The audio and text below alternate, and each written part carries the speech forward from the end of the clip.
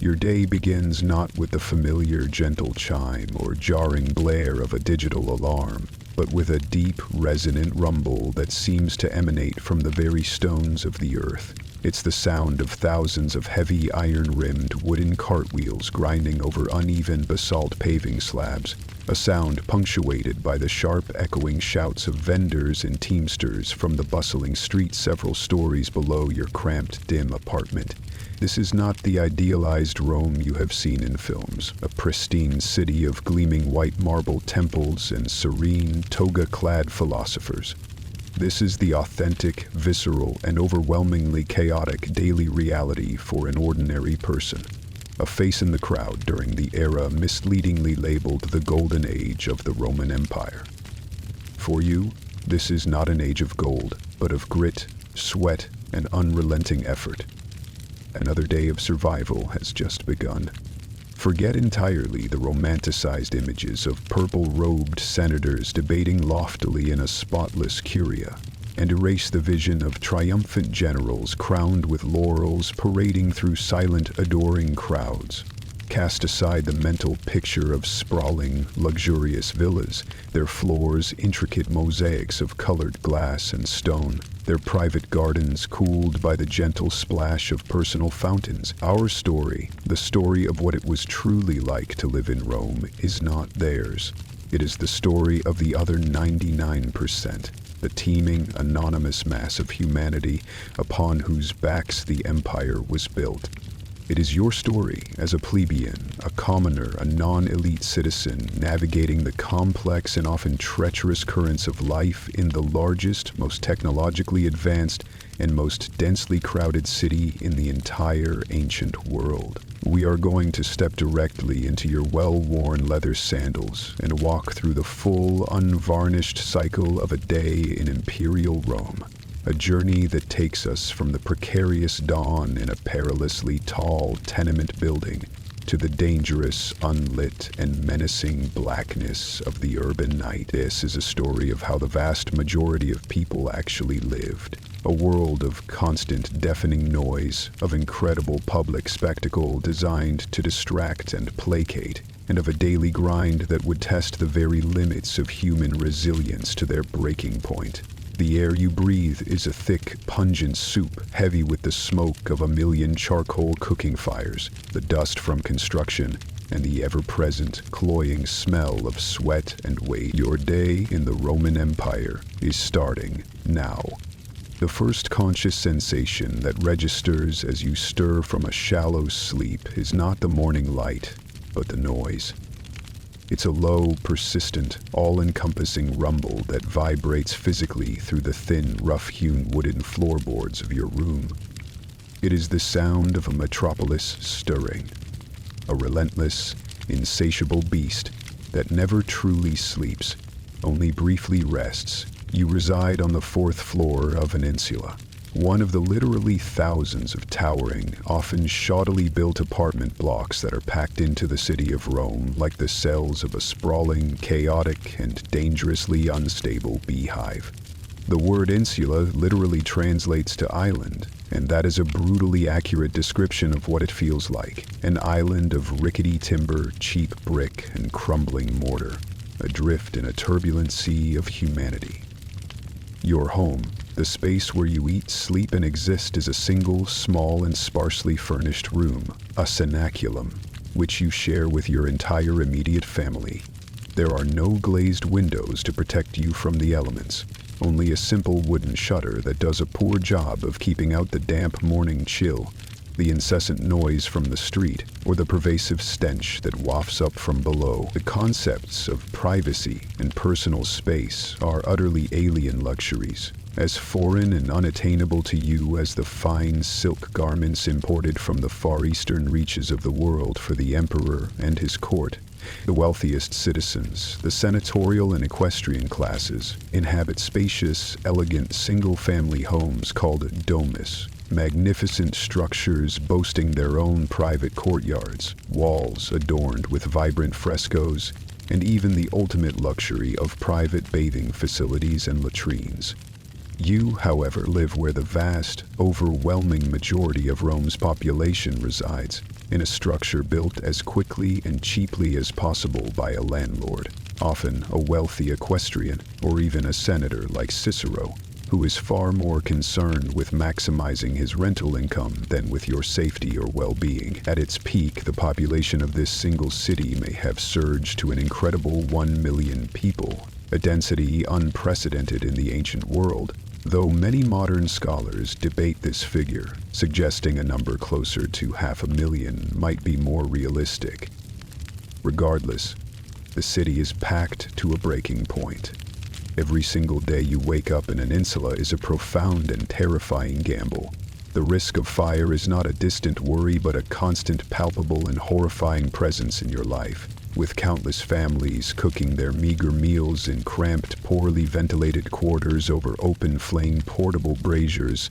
A single careless moment, a tipped-over pot of hot coals, a stray spark landing on a straw mattress, could instantly transform the entire wooden-beamed building into a raging inferno. The Great Fire of 64 AD, a catastrophe that ravaged vast swaths of the city during the reign of Emperor Nero, is said to have begun in just such a densely packed commercial and residential district, spreading with terrifying speed through the flammable insulae. The other great ever-present fear is collapse. These buildings were notoriously unstable, frequently constructed with shoddy materials like poor-quality mortar that could turn to sludge with rain, improperly fired bricks, and weak, shallow foundations. Speculative builders aiming for maximum profit would often use timber and mud brick for the upper floors to save on weight and cost, making these levels particularly precarious. The Roman satirist Juvenal, a sharp critic of city life, bitterly complained that we inhabit a city supported for the most part by slender props. You have almost certainly seen buildings propped up with wooden beams, or heard the harrowing stories of entire apartment blocks simply crumbling into the street, without any warning, burying their inhabitants in a tomb of rubble and broken timber. Emperors like Augustus and later Trajan passed laws restricting the maximum height of new insulae, first to 70 Roman feet, then to 60, in a desperate attempt to mitigate these dangers. But older, taller, and more dangerous buildings still loomed, and regulations were often ignored by greedy landlords. As you rise from your straw-stuffed mattress laid directly on the floor, the symphony of urban sounds intensifies, becoming more distinct. You can clearly hear the lives of your neighbors unfolding through the thin partition walls. A heated argument, the wailing of a hungry infant, the rhythmic banging of some small-scale artisan who lives and works in their room. From the street below, the noise is a chaotic masterpiece of urban life. To ease the impossible traffic congestion of chariots, litters, and pedestrians during the day, a pragmatic edict, first introduced by none other than Julius Caesar, banned most heavy supply carts from the city center during daylight hours. The consequence of this law is that they have been rumbling and clattering through the narrow streets all night long, their drivers shouting guttural curses at each other and at their straining beasts of burden. Now, as dawn breaks, the shopkeepers on the ground floor, the tabernae owners, are throwing open their heavy wooden shutters with a resounding crash, preparing for the day's business. There is no running water this high up in your building. Piped water was a luxury reserved for the ground floors of some insulae, which often had to pay a premium, or for the private homes of the rich who could afford the connection fees to the city's magnificent aqueduct system. Your family's daily water supply must be laboriously hauled up 4 long flights of rickety stairs in heavy, sloshing buckets from the nearest public fountain down the street. A physically demanding chore that must be repeated every single day. And what about sanitation? It was more of an abstract concept than a functional reality for you, or your family possesses a chamber pot for your morning needs, and the contents of this pot will later be unceremoniously and illegally, though the law was widely ignored, dumped out the window into the street or alley below, hopefully accompanied by a loud shout of "Gardy Lou," a warning to any unfortunate pedestrians. The streets below are in effect open sewers, a disgusting repository for human waste, animal droppings, the entrails and blood from butcher shops, and all manner of refuse from workshops and kitchens. The smell is something you have been accustomed to since birth, but it is no less potent, a pungent, inescapable mix of sweat, smoke, rotting garbage, and raw filth that hangs over the entire city like a suffocating, invisible shroud. In these crowded and unsanitary conditions, disease is rampant, and the average life expectancy is brutally, tragically short. This is your world. It is not a gleaming city of pristine marble, but a grimy, chaotic, and perpetually dangerous vertical slum. You are not a master of the world, a proud citizen of a glorious empire. You are a tenant, a renter, living entirely at the mercy of your absentee landlord, the structural integrity of your poorly built home, and the random chance that fire or disease will not claim you or your family today. Your primary, overarching goal for the day, and every day, is simple and stark: survive. Hygiene in ancient Rome is a tale of two profoundly different cities, a concept split starkly along the lines of wealth. For the affluent Roman citizen with a spacious domus, the morning routine can be a perfumed, leisurely, and elaborate affair, attended by slaves. For you, living in the crowded confines of the insula, it is a purely practical necessity, stripped of every conceivable luxury. Your morning ablutions are, by necessity, incredibly brief. You make use of a simple basin filled with cold water, the same water that was laboriously carried up from the fountain the day before, to wash the sleep from your hands and face. Soap, as we would recognize it, does not exist. Those who can afford the expense, typically the middle and upper classes, clean themselves with fragrant olive oil. They would rub the oil onto their skin and then scrape it off with a specialized metal tool called a strigule, a curved blade that removed not just the oil, but also dirt, dead skin, and sweat. This, however, is a more involved ritual, generally reserved for the communal experience of the baths later in the day. For now, in the cold, dim light of your room, a simple splash of water to awaken the senses must suffice. Getting dressed is an equally straightforward and unceremonious process.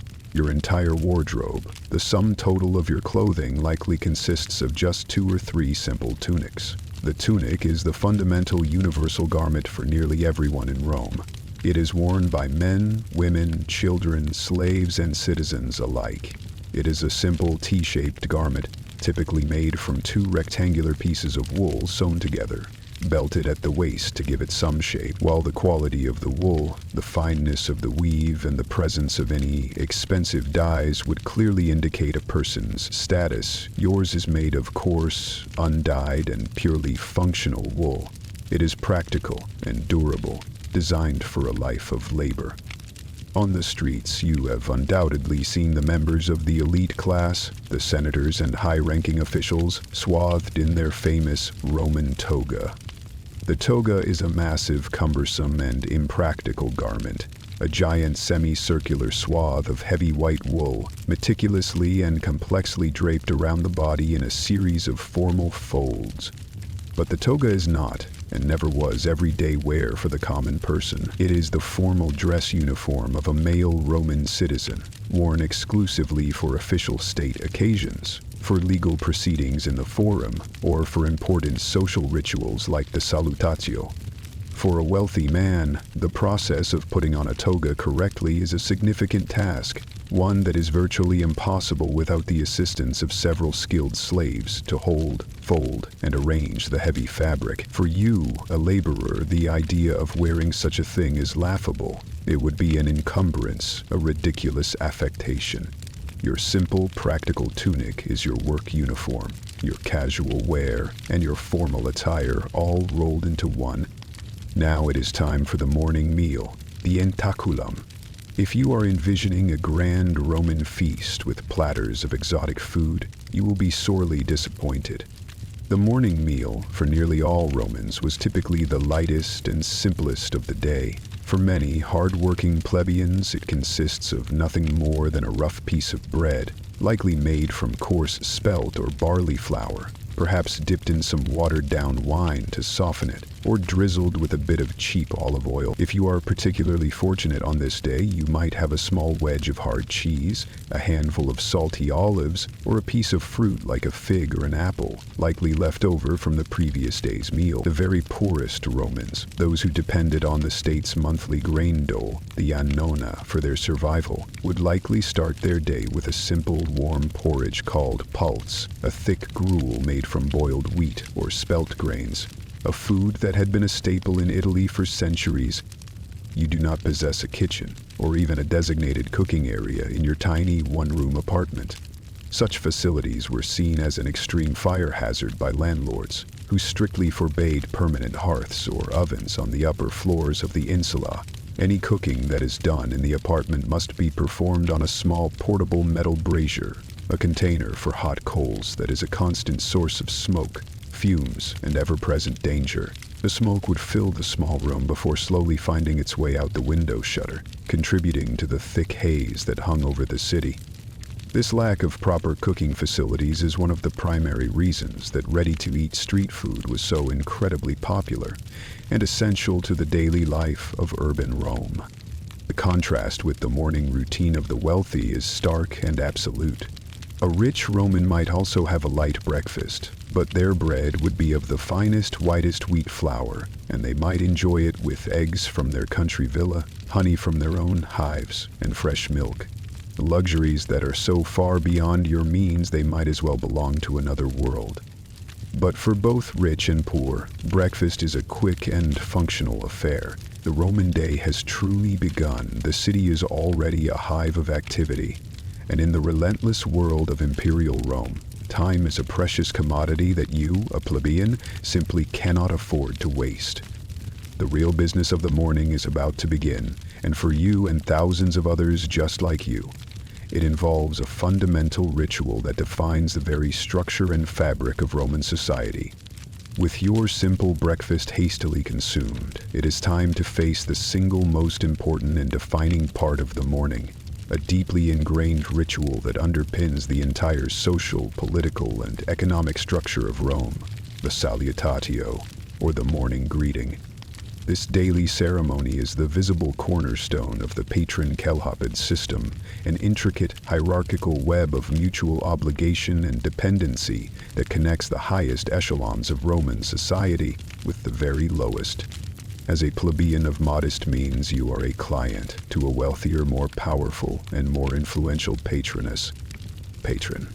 In return for his protection, his legal assistance should you get into trouble, and his material support, you owe him your unwavering loyalty and a variety of services.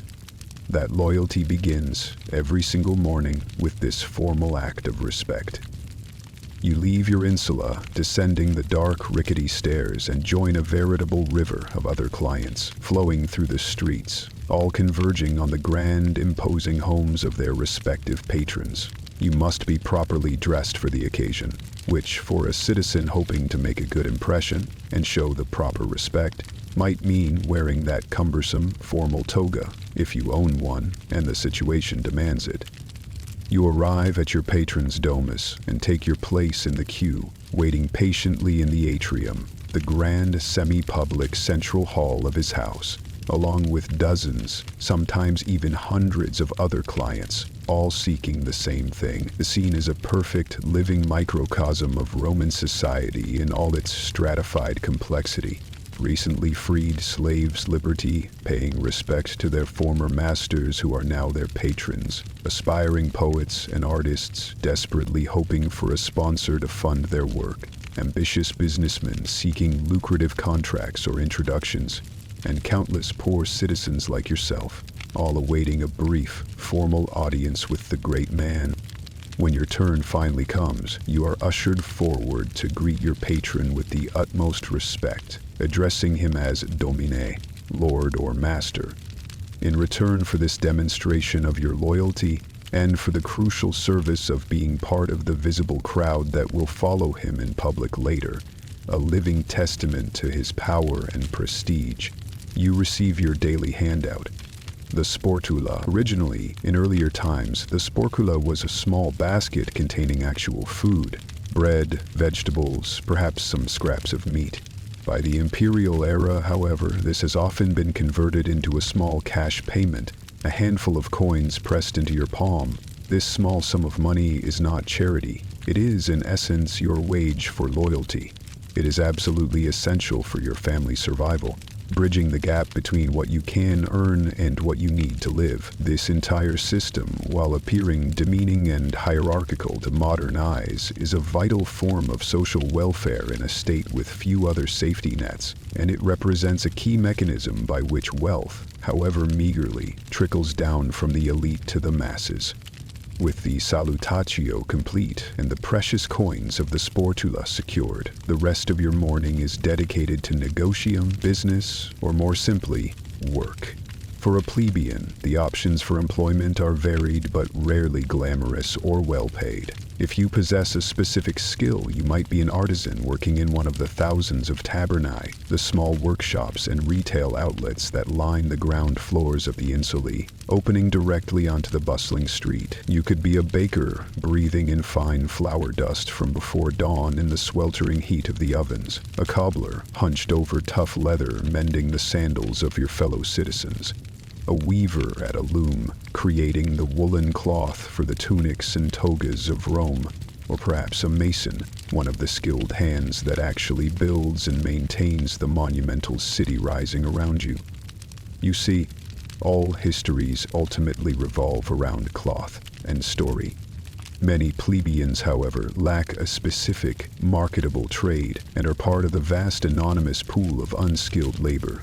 You might find work as a day laborer, gathering in a public square at dawn, hoping to be hired by a contractor for a major construction project, to spend back-breaking hours unloading heavy sacks of grain or amphorae of wine from the barges on the Tiber River, or to perform any other form of arduous manual labor. The pay for such work is miserably low. The employment is inconsistent and unreliable, and your very existence is precarious, dependent on the day's luck. Then there is the largest and most unfortunate class of workers in Rome, the one whose labor underpins the entire economy, the slaves. Slavery is woven inextricably into the very fabric of the Roman world, from the household to the state. A household slave living in a wealthy domus might, if they are lucky, have a life of relative comfort and security. An educated slave, often a Greek, could be a highly valued tutor for the children, a scribe, a doctor, or a business manager, entrusted with his master's finances. But for the vast majority of the empire's enslaved population, life is unremittingly brutal. They toil in the vast agricultural estates, the latifundia, that feed the city. They work in the terrifying darkness and lethal conditions of the mines, extracting the metals that make the empire rich. Or they serve as galley slaves, chained to an oar on a merchant or military vessel. Their unceasing, uncompensated labor is the engine that fuels the luxury, the grandeur, and the very existence of the Roman Empire. While you are engaged in this daily struggle for survival, your wealthy patron is having a very different kind of day. He spends his morning engaged in the high-level negotium of the elite, managing his political career in the Senate House, arguing a legal case in one of the great basilicas, or overseeing his vast business interests and estates from the comfort of his lavish home. The Roman workday for most people, laborers and businessmen alike, is concentrated in the first half of the day, from dawn until about noon. By the time the sun reaches its zenith in the sky, the rhythm of the city begins to change perceptibly, shifting its focus from the necessities of labor to another, equally important and defining aspect of Roman life. As the intense labor of the morning begins to wind down around the 6th hour, noon, the entire city palpably shifts gears. The Roman workday, for many professions and trades, is remarkably short by modern standards, typically concluding in the early afternoon. The morning hours were for duty and business. The afternoon was for other pursuits. Now it is time for the midday meal, the prandium. Much like breakfast, this is usually a light, quick, and informal affair, not a major social occasion. It might consist of the leftovers from the previous evening's dinner, another piece of bread with some cheese, a selection of cold cuts like salted pork, or some fruit and vegetables. For a vast and diverse number of Romans, from laborers to merchants to clerks, this midday meal is not eaten at home, but purchased and consumed out, at one of the countless thermopolia that dot the urban landscape, found on nearly every street corner. The name literally means a place where something hot is sold, and these establishments were the ancient world's ubiquitous fast food counters. A typical thermopolium featured a distinctive L-shaped masonry counter with large terracotta jars, known as dolia, set down into it. These dolia held a variety of ready-to-eat foods, kept warm by the heat of the day or a small fire beneath. You could step up to the counter and for a few small coins buy a scoop of hearty lentil or bean stew, various cheeses, salty olives, and pungent salted fish. You could also purchase a cup of cheap, watered-down wine to wash it all down. The upper classes, with their private kitchens and refined tastes, often looked down on these places as dirty and frequented by the lower orders. But for you, the thermopolia are an essential part of daily life, a reliable source of an affordable, hot, and satisfying meal. With your quick lunch finished, your afternoon might be free, and you could find yourself irresistibly drawn toward the monumental heart of the city, the Roman Forum. During the long centuries of the Republic, this sprawling, low-lying valley between the Capitoline and Palatine hills was the absolute epicenter of all political and civic life. By the imperial era, under the rule of the emperors, its political function has somewhat diminished, but it has transformed into an even grander, multifunctional civic center, the undeniable social, commercial, legal, and spiritual nucleus of the entire Roman world. To stand within the confines of the Forum is to feel quite literally that you are at the center of the known universe. The noise here is a deafening cacophony, a bewildering blend of languages from every conceivable corner of the far-flung empire. Latin, Greek, Gallic, Germanic, Egyptian, Syriac. The open square and the surrounding colonnades are thronged with an immense and diverse cross-section of humanity. Powerful senators in their brilliant white togas striding purposefully towards the Curia, the Senate House. Brilliant lawyers passionately arguing complex legal cases inside the vast echoing halls of the Basilica Julia or the Basilica Aemilia. And sharp-eyed merchants conducting international business deals in the open air. Street vendors with portable stalls shout their wares, trying to attract customers. Money changers, seated at their small tables, mensae, clink and weigh coins from a dozen different provinces. Public scribes sit patiently at their desks, ready to write letters, contracts, or legal petitions for the illiterate masses for a small fee. In this dense and chaotic crowd, you have to keep a very close watch on your purse, as the Forum is a prime hunting ground for skilled pickpockets and petty thieves. But the Forum is so much more than a mere marketplace or courthouse. It is a living, breathing spectacle of Roman power and history. It is lined on all sides with magnificent, marble-faced temples dedicated to the gods, towering triumphal arches celebrating military victories over foreign peoples, and countless honorary statues commemorating emperors, generals, and famous citizens of the past. It is a living, open-air museum of Roman glory and achievement. You might pause for a moment to listen to a Stoic or Epicurean philosopher engaged in a lively debate with his students on a temple step, or watch a solemn religious procession, complete with priests in ancient garb and sacrificial animals, making its way up the nearby Capitoline Hill to the Temple of Jupiter Optimus Maximus.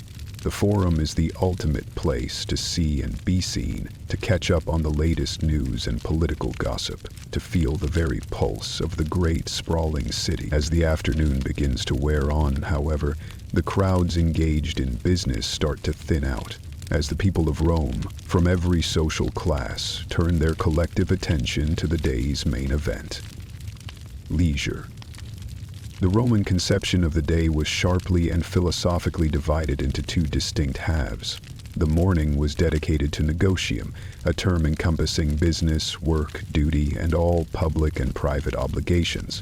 The afternoon, by contrast, was reserved for otium, leisure. For the Roman people, Otium was not merely a synonym for idleness or a simple pastime. It was a deeply ingrained cultural institution, a fundamental and expected part of daily life for citizens of all social strata, from the emperor down to the poorest plebeian. The first, most important, and most frequented destination for afternoon leisure was the Thermae, the magnificent and colossal public bathhouses. Rome boasted hundreds of these complexes, ranging from small, local neighborhood baths to the truly gargantuan imperial structures like the baths of Trajan, Caracalla, or Diocletian, which were vast, self-contained cities of leisure that could accommodate thousands of bathers at a single time. Best of all, they were incredibly cheap, with a nominal entrance fee, just a single quadrans, the smallest Roman coin that even the very poor could afford. Many were even free, their operations subsidized by the emperor as a gift to the people.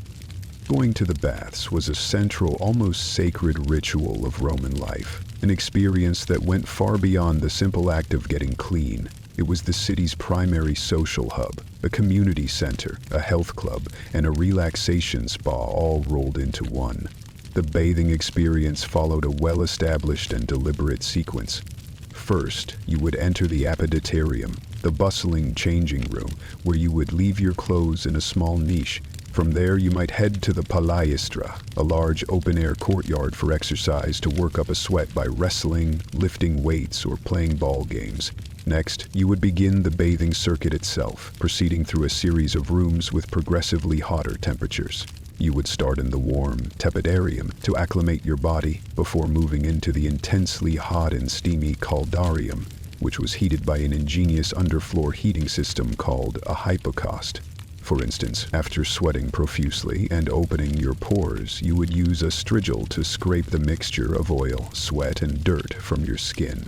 Finally, to close the pores and invigorate the body, you would take a bracing, shocking plunge into the frigidarium, a large pool of unheated cold water. The great imperial baths were much more than just a series of pools.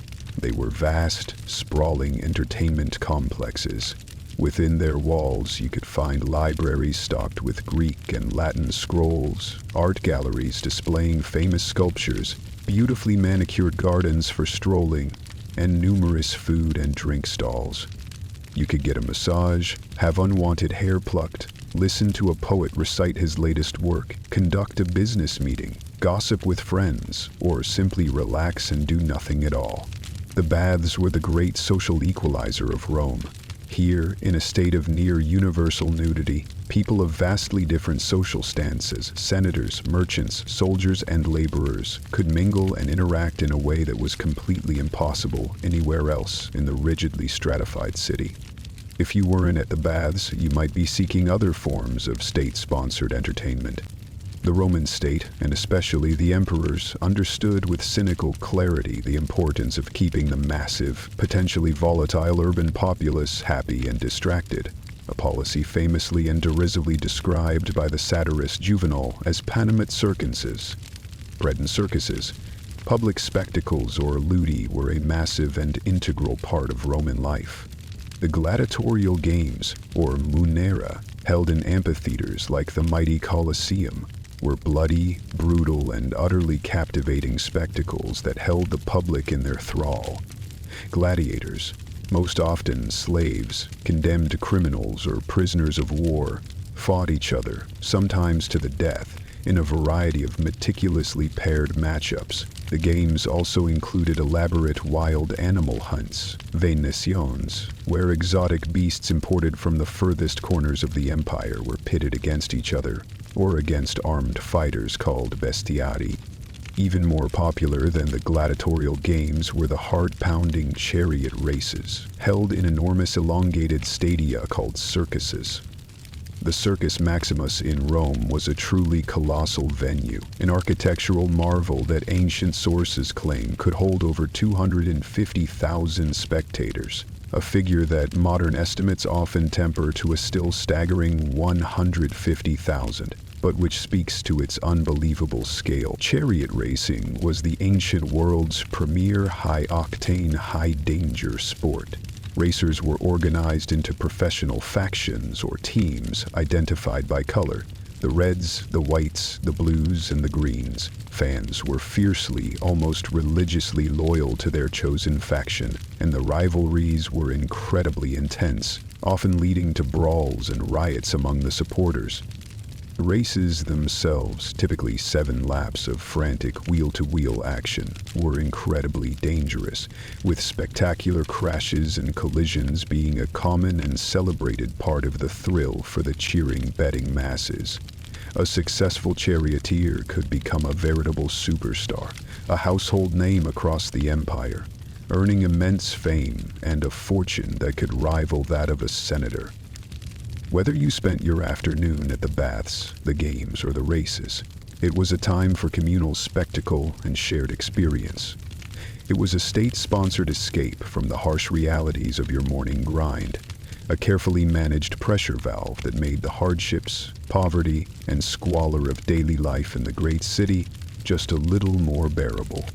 As the afternoon's grand entertainments draw to a close and the vast crowds begin to disperse from the Colosseum and Circus Maximus, the city's rhythm changes once more. It is time for the citizens of Rome to head home for the main meal of the day, the cena, or dinner. What this meal looked like, how it was served, and what it represented depended entirely and absolutely on who you were and where you lived. For you, returning to your cramped 4th-floor apartment in the noisy insula, the cena is a simple, humble, and functional affair.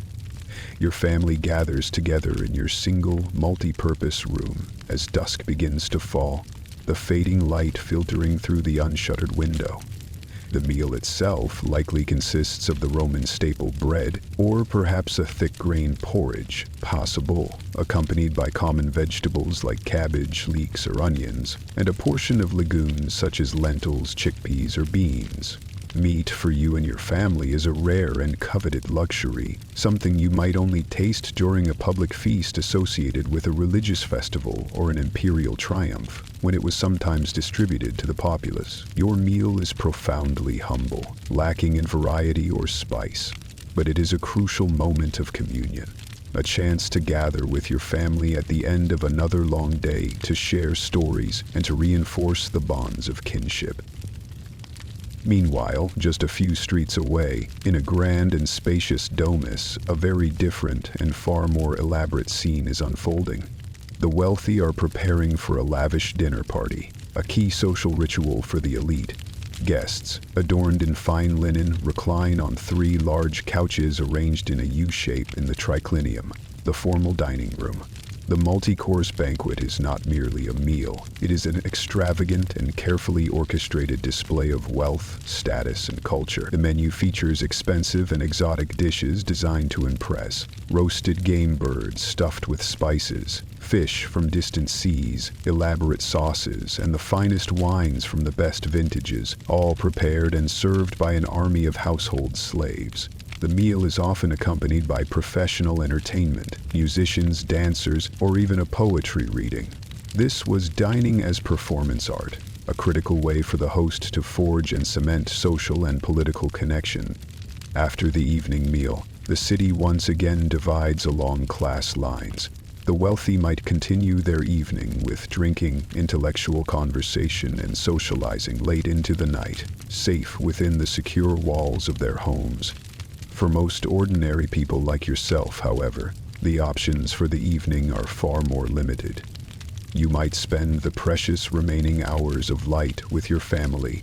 The Roman family, the familia, was the absolute core unit of Roman society. It was a fiercely patriarchal structure where the oldest living male, the paterfamilias, held legally recognized absolute authority, patria potestas, over his entire household, which included his wife, his grown children, who remained under his legal control until his death, and all family slaves.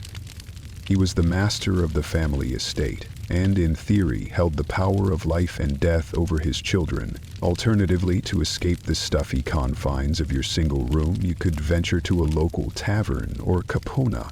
typically a noisy, boisterous, and often disreputable place to socialize with friends and neighbors over cups of cheap wine. Venturing out into the city after dark, however, was a genuinely risky and ill-advised proposition. Once the sun sets, Rome transforms into a different world entirely. There is no public street lighting of any kind. The narrow, winding alleys and crowded residential districts are plunged into an absolute pitch-black darkness. This oppressive darkness provides perfect cover for muggers, violent street gangs, and all manner of criminals. While the city did have a nominal police force, the urban cohorts, and a corps of night watchmen who also served as firefighters, the vigils, they were stretched impossibly thin in a city of this immense size and complexity. Their patrols were infrequent and largely ineffective in the labyrinthine maze of plebeian neighborhoods. Beyond the threat of violent crime, simply navigating the unlit, uneven streets was treacherous. There was the ever-present danger of tripping into an open drain or, worse, being hit by the contents of a chamber pot being unceremoniously dumped from a window high above. For most ordinary, sensible people, the safest and wisest option is to stay home. As true darkness finally envelops the city, you secure the wooden shutter of your small room, doing your best to block out the lingering noise and the palpable dangers of the Roman night. You lie down on your straw mattress, listening as the great, roaring city slowly, reluctantly quiets down before the entire relentless cycle begins all over again at the first light of dawn. The choices for survival in this sprawling, complex world were stark and unforgiving. If you were transported back in time, thrust into the sandals of a Roman plebeian, which role would you take to make your way? Would you be the baker, rising before dawn to work in the sweltering heat, breathing in flour dust but providing the city's essential daily bread? Would you choose the life of a skilled mason, your hands shaping the stone of the city's iconic monuments, leaving a legacy you might never be credited for?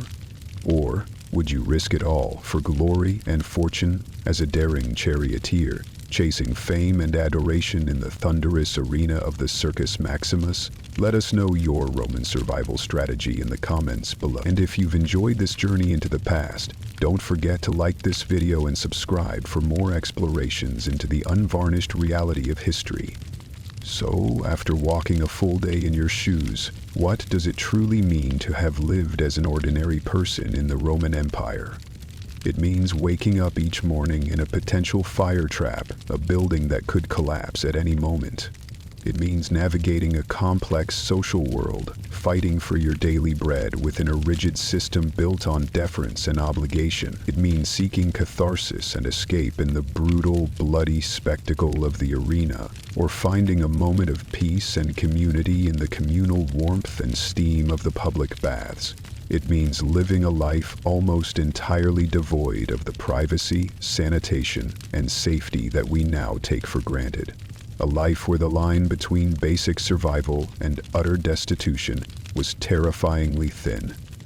The enduring story of Rome is not just one of brilliant emperors, revolutionary aqueducts, and unstoppable legions. That is merely the skeleton of the empire, the monumental framework that we can still see today. The true flesh and blood of the empire, its living, breathing heart, was the plebs, the millions of ordinary, anonymous people whose individual names and stories are almost entirely lost to history. Their lives were a relentless cyclical grind, a daily existence defined by their social status, the limitations of their birth, and the constant gnawing struggle for sustenance. And yet, woven through this hardship, it was also a life of intense, unavoidable community. In the crowded, noisy streets, the bustling, chaotic forum, the shared experience of the public baths, and the boisterous, smoky taverns, they forged a vibrant, resilient, and uniquely Roman way of life. The glorious, awe-inspiring monuments that still stand today as a testament to Roman power were built quite literally on the backs of these people. Their sweat mixed the mortar that holds the bricks together. Their hands carved the intricate details on the stone facades, and their taxes, direct and indirect, funded the grand spectacles that kept them entertained and subdued. So, the next time you see a photograph of the Colosseum's majestic arches or the sprawling, evocative ruins of the Forum, take a moment to remember the other, unseen world that existed in their immense shadow. Remember the ordinary Roman, waking in their cramped, dark apartment, whose daily life of profound hardship, vibrant community, and sheer dogged perseverance was the true, unsung foundation that held the mighty Roman Empire together for centuries. Their stories, though largely unwritten and unrecorded, are the ones that truly tell us what it was like to live in Rome.